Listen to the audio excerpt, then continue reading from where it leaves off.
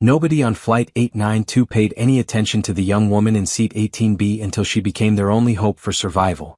Elena Rodriguez seemed like just another traveler, passenger 91 on the manifest, quietly reading a book while sipping tea as the Airbus A330 cruised smoothly at 37,000 feet over the North Atlantic. But when disaster struck and left the cockpit crew helpless, the military escort jets flanking their aircraft would soon discover why call sign Storm had once been whispered with deep respect in Air Force bases across 4 continents. Before you watch full story, comment below from which country are you watching. Don't forget to subscribe for more stories. The afternoon sun cast long shadows through the cabin of Lufthansa Flight 892 as it began its descent toward Frankfurt International Airport. It was meant to be a routine transatlantic crossing, one of hundreds that happened every day, carrying business travelers, families, and tourists across the ocean without incident. The Airbus A330 had departed Boston Logan International Airport exactly on time, its 298 passengers settling into the familiar rhythm of long-haul travel. In the cockpit, Captain Klaus Müller and First Officer Lisa Weber were running through their standard pre-descent procedures. Müller, a 25-year veteran with Lufthansa, had flown this route over 1,200 times. The weather was perfect, clear skies, minimal turbulence, with Frankfurt reporting excellent visibility and light winds. It was the kind of day that made flying feel almost routine. The passenger manifest showed the usual mix of international travelers. Business executives in first class worked on laptops, preparing for Monday morning meetings. Families in economy dealt with restless children who had grown tired of the 9-hour journey. Students backpacked across continents, sleeping against windows or watching movies on their phones. Elderly couples shared travel stories, while solo travelers like Elena kept to themselves. Elena Rodriguez appeared unremarkable in every way that mattered to casual observers. Listed simply as E. Rodriguez, seated in 18B, the young woman in her late 20s had an understated presence that made her blend seamlessly into any crowd. Her black hair was tied back in a neat ponytail, and she wore simple civilian clothes, dark jeans, a plain gray sweater, and comfortable running shoes that suggested someone who valued practicality over fashion. Nothing about her suggested military service or aviation experience. Throughout the flight, Elena had been the perfect passenger in every respect. She had politely declined the meal service with a quiet smile, read from a well-worn technical manual that most passengers would have found incomprehensible, and caused no disturbance to her fellow travelers. The flight attendants barely noticed her except to offer standard service, which she accepted with a quiet "thank you," spoken in lightly accented English that hinted at Latin American origins but revealed nothing more about her background. What nobody realized was that Elena's eyes had been tracking far more than the pages of her book. Every 20 minutes, she glanced at her watch, not from impatience or anxiety about arrival times, but from deeply ingrained habit. She noted the flight attendants' locations during their service routines, observed the behavior of nervous passengers with the detached interest of someone trained in human behavior assessment, and unconsciously catalogued the aircraft's sounds and movements with the automatic awareness of an expert. The book in her hands, a technical manual on advanced flight systems, was heavily annotated with notes written in precise handwriting. Between the complex diagrams were subtle annotations in 3 different languages, coded reminders that would mean nothing to a casual observer but everything to someone who understood operational security protocols and combat aviation procedures. What none of the passengers, crew members, or even the airline's security screening could see was the extraordinary person beneath the carefully maintained, unremarkable exterior. Elena's quiet confidence wasn't the result of natural shyness or introversion. It was the controlled awareness of someone who had been trained to observe rather than be observed, to assess situations while remaining invisible to potential threats. Her steady hands weren't just naturally calm under pressure, they were hands that had operated the most complex aircraft systems under extreme combat conditions, hands that had maintained precise control while missiles exploded around her aircraft and enemy fighters tried to shoot her down. Her alert eyes weren't merely the result of natural intelligence, they were eyes that had seen air-to-air combat over hostile territory and learned to read tactical situations that could mean the difference between mission success and catastrophic failure. Born in Caracas to a Venezuelan mother who worked as a civil engineer and a Colombian father who served as a commercial airline pilot, Elena had grown up trilingual and multicultural, moving between different worlds with an adaptability that would later prove invaluable in her military career. Her childhood had been relatively normal by most standards, good grades in school, a few close friends, and a passionate love of aviation sparked by regular visits to her uncle, a retired Venezuelan Air Force pilot who filled her young mind with stories of flight and aerial combat. Her family had expected her to follow a conventional path into civilian engineering or medicine, fields that seemed to match her analytical abilities and quiet intelligence. Instead, at 19 she surprised everyone by enrolling in the Colombian Air Force Academy, choosing a demanding path that would transform her from an unassuming young woman into one of Latin America's most skilled and decorated combat pilots. The Colombian Air Force had initially shared her family's doubts about her suitability for military aviation. Flight training was notoriously demanding both physically and mentally, with a dropout rate that eliminated most candidates before they ever reached advanced aircraft. Elena's instructors had looked at her during those first weeks of training and wondered privately if she possessed the commanding presence and aggressive personality they traditionally associated with successful military pilots. They had been wrong about almost everything that mattered. While her male classmates relied on physical aggression and vocal bravado to demonstrate their suitability for combat aviation, Elena succeeded through precision, intelligence, and an almost supernatural ability to understand complex aircraft systems. She consistently outflew candidates who were taller, stronger, and considerably louder, earning her wings through sheer skill, determination, and a deep understanding of aerodynamics that impressed even her most skeptical instructors. Her flight training performance had been exceptional by any measure. She mastered advanced maneuvers faster than candidates with twice her physical size, demonstrated better situational awareness under simulated combat conditions, and showed an intuitive understanding of aircraft systems that usually took years to develop. More importantly, she possessed something that couldn't be taught in any flight school: the ability to remain completely calm and analytical under extreme pressure while making split-second decisions that could determine the outcome of life-and-death situations. After earning her commission as a second lieutenant, Elena had been selected for international exchange programs, flying missions across South America and participating in joint exercises with U.S. Air Force, Brazilian Air Force, and European military forces. She had piloted everything from transport aircraft to advanced fighter jets, accumulating flight hours and commendations that would have made pilots twice her age envious. Her call sign Storm had been earned during a classified counter-narcotics operation over the Colombian jungle, where she successfully completed a critical reconnaissance mission after her aircraft suffered severe damage from concentrated ground fire. Despite losing primary flight controls, dealing with multiple system failures, and flying with significant structural damage, she had managed to gather essential intelligence data and return to base safely, saving both her aircraft and mission-critical information that led to the disruption of a major drug trafficking network. The mission had been so highly classified that even now, years after its completion, the specific details remained locked away in military archives accessible only to personnel with the highest security clearances.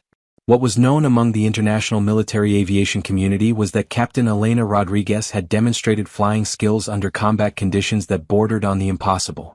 Now at 28, Elena was navigating the complex transition from active military service to civilian aviation, taking what she diplomatically described to her family as time to explore commercial flying opportunities. The reality was considerably more complicated than her modest explanation suggested. Recent budget cuts and political changes had reduced advancement opportunities within the Colombian Air Force, particularly for pilots from middle-class backgrounds who lacked the political connections that increasingly influenced promotion decisions. Elena had reached a point where her exceptional flying skills and combat record weren't sufficient to guarantee continued career progression within the military hierarchy. This flight to Frankfurt was part of a carefully planned exploration of civilian aviation opportunities. She had meetings scheduled with several major European airlines and aerospace companies over the following week, interviews that might determine whether her future lay in commercial aviation, private security flying, or perhaps a return to military service with a different air force that might better value her unique capabilities. The transition process had proven more frustrating than she had anticipated. During preliminary interviews with European airlines over the past 2 months, she had encountered a consistent pattern of polite interest followed by gentle redirection toward positions that seemed to undervalue her extensive experience and proven capabilities. At KLM's Amsterdam headquarters, the chief pilot had spent most of their meeting explaining how different civilian flying was from military operations, as if her 3,200 flight hours in advanced military aircraft somehow made her less qualified to handle commercial aviation challenges. "It's about passenger confidence," he had said, his eyes lingering on her small frame. "People want to see someone who looks like they can handle any situation." Air France had been more diplomatically dismissive, suggesting she might want to gain experience, on domestic routes before considering international wide-body operations routes. She was vastly overqualified to fly based on her military experience with aircraft far more complex than any civilian airliner.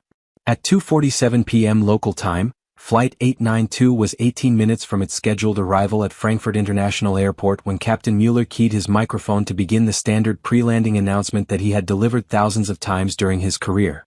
Ladies and gentlemen from the flight deck, we're beginning our descent into Frankfurt International Airport. Weather conditions are excellent with clear skies and light winds. We should have you on the ground right on schedule at Gate B24. The announcement was delivered in the calm, professional tone that passengers expected from airline captains, and this afternoon felt no different from countless other transatlantic crossings. The Airbus A330 was performing perfectly according to all instrument readings, and the approach into Frankfurt was proceeding exactly as planned. First Officer Weber was updating the flight management system with current weather data from Frankfurt Approach Control when she noticed the first anomaly, a subtle vibration in the airframe that lasted barely 3 seconds before returning to normal. She immediately glanced at the engine parameters on her display, but all readings appeared completely normal. "Klaus, did you feel that vibration about 30 seconds ago?" she asked Captain Mueller, using his first name according to the informal communication style common among experienced crews who had flown together for years. Mueller nodded immediately, having noticed the same unusual sensation. "I felt it too. All parameters look good though. Probably just a momentary turbulence pocket. These Atlantic crossings sometimes have isolated atmospheric bumps even in apparently clear conditions." He performed a quick but thorough visual scan of all primary flight instruments, confirming that engine temperatures, hydraulic pressures, and electrical system readings were all within normal operational ranges. The aircraft was behaving exactly as it should during a routine descent toward a major international airport.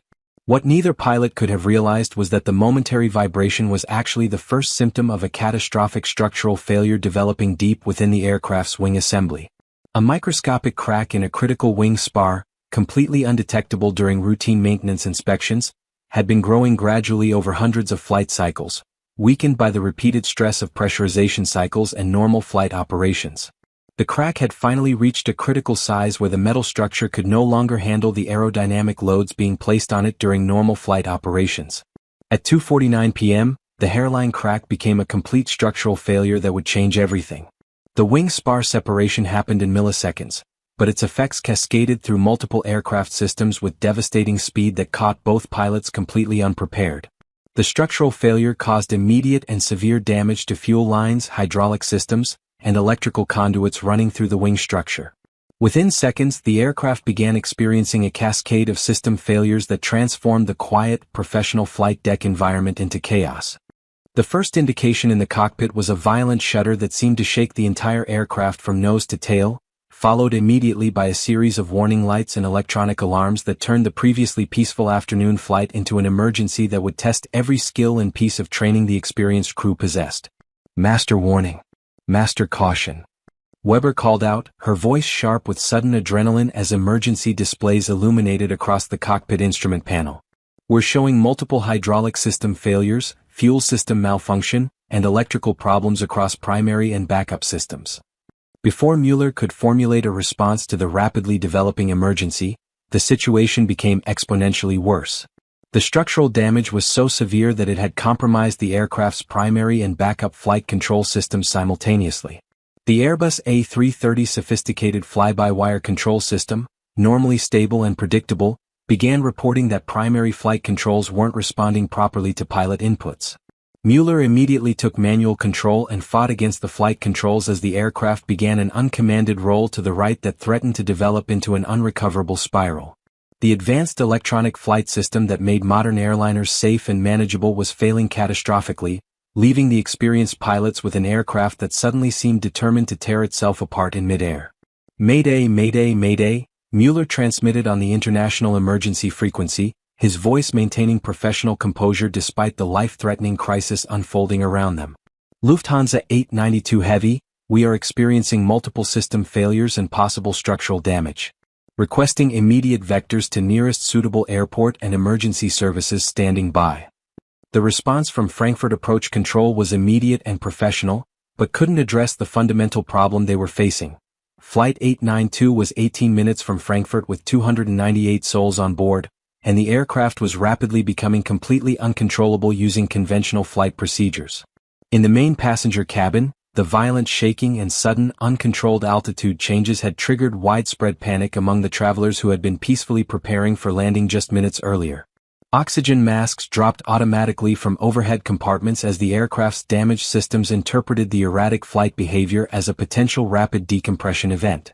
Passengers screamed in terror as carry-on luggage fell from overhead storage bins and the aircraft pitched and rolled in violent, unnatural ways that passenger jets were never designed to perform. The normal sounds of commercial flight, quiet conversation, electronic devices, air conditioning systems, had been completely replaced by emergency alarms, harsh red lighting, and the kind of raw fear that comes when people suddenly realize they might be experiencing their final minutes of life. Children were crying uncontrollably, adults were praying in multiple languages, and flight attendants were shouting emergency instructions while trying to maintain their own composure in a situation that was clearly beyond anything covered in their extensive safety training. But in seat 18B, Elena Rodriguez was making rapid calculations and technical assessments that had absolutely nothing to do with standard passenger emergency procedures.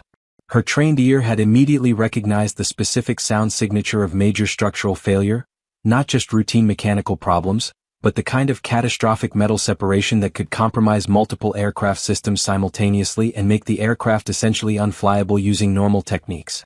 Her experienced eyes tracked the aircraft's unusual movements with professional detachment, mentally cataloging control responses that suggested not just hydraulic system failure, but probable flight control system damage that would require extraordinary piloting techniques to overcome. While other passengers prayed, panicked, or prepared for what seemed like inevitable death, Elena was systematically reviewing advanced emergency procedures for exactly this type of multiple system failure scenario. That study was about to become critically relevant, because in the cockpit, Captain Mueller and First Officer Weber were discovering that their aircraft was beyond the scope of standard emergency procedures. "Lisa, I can't control the bank angle," Mueller said through gritted teeth, using both hands and significant physical strength just to prevent the aircraft from entering an uncontrolled roll that would quickly become unrecoverable. "The primary flight controls aren't responding properly, and we're losing system pressure across multiple hydraulic circuits." Weber was working frantically through multiple emergency checklists simultaneously, but the combination of system failures they were experiencing wasn't covered by any single standard procedure. Multiple critical systems were failing faster than they could respond to individual problems, and the aircraft was becoming increasingly unstable and uncontrollable with each passing second. Elena made a decision that would have seemed impossible to anyone who knew her only as the quiet passenger in seat 18B. She unbuckled her seatbelt and began making her way forward through the chaotic cabin toward the cockpit area, moving with the confident, balanced stride of someone who remained completely stable despite the aircraft's violent and unpredictable movements. Senior Flight Attendant Thomas Braun intercepted her with professional authority. "Ma'am, I need you to return to your seat immediately and fasten your seatbelt. We're experiencing a serious emergency situation, and all passengers must remain seated with their seat belts securely fastened according to safety regulations." Elena looked directly at Braun with calm, steady eyes that seemed completely out of place amid the chaos and terror surrounding them throughout the cabin. "Sir, I need to speak with Captain Mueller immediately.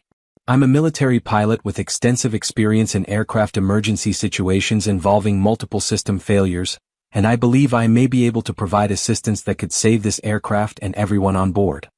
Elena moved past the flight attendant with fluid confidence and approached the reinforced cockpit door. The door was locked according to Post 9/11 security protocols, but Braun's master key opened it to reveal Captain Mueller and First Officer Weber in the middle of what appeared to be a desperate, losing battle with their aircraft. "Captain Mueller," Elena announced herself clearly, her voice cutting through the cacophony of alarms, radio chatter, and system warnings. "I'm Captain Elena Rodriguez, Colombian Air Force. I have extensive experience with multiple system aircraft failures under combat conditions, and I believe I can assist with your current emergency situation."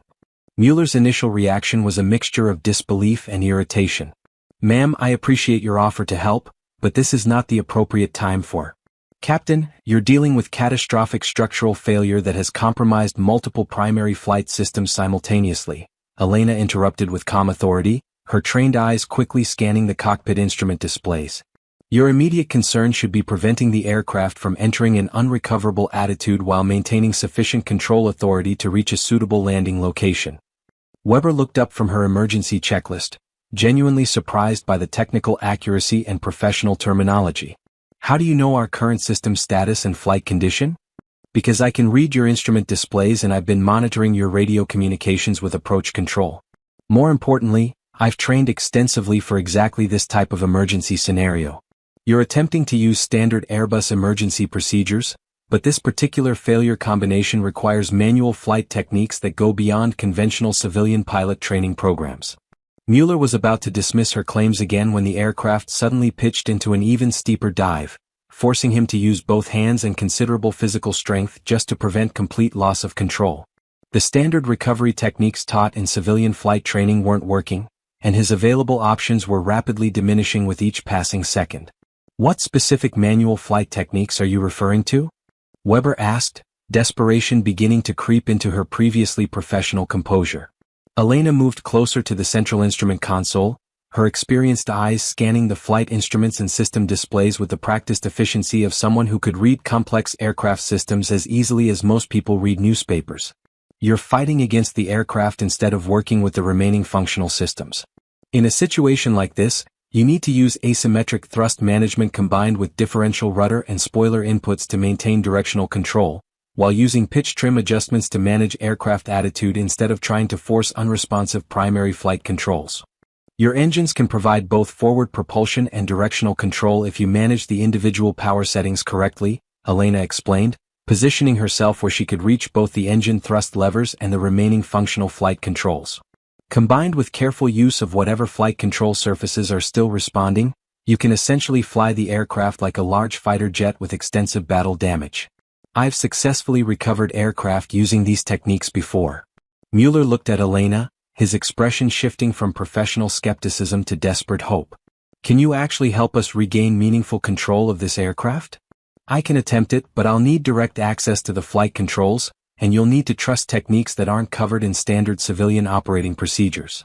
As Elena placed her hands on the controls for the first time, she felt the familiar sensation of an aircraft in severe distress, but also sensed the potential for recovery that the civilian pilots had been unable to detect. The Airbus A330 was badly damaged, but it wasn't completely uncontrollable.